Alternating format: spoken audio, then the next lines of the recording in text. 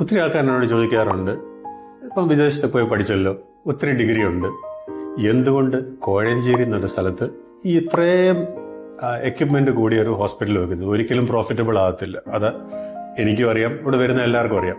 പിന്നെ എന്തുകൊണ്ട് ഇത് കോഴഞ്ചേരിയിൽ ചെയ്തു?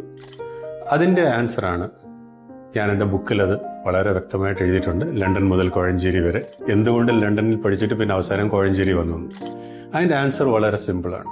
എൻ്റെ great great great grand father Mulamoottil Mathan Mathai 1885 നേത്ര ചികിത്സ ആദ്യമായിട്ട് മുളമുട്ടിൽ കുടുംബത്തിൽ ആരംഭിക്കുന്നു. പിന്നെ ഒരു പാരമ്പര്യമുണ്ട് നേത്രവൈദ്യത്തിൽ.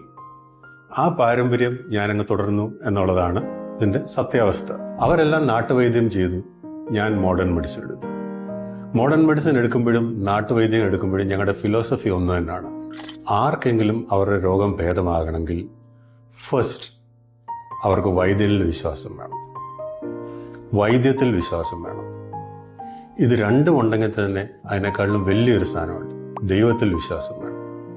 ഇത് മൂന്നും ചേരുമ്പോഴാണ് ഒരു രോഗിക്ക് രോഗമില്ലാത്തൊരവസരം തരുന്നത്. ഇതാണ് മുളമുട്ടിലെ ഹോസ്പിറ്റലിൻ്റെ ഫിലോസഫി.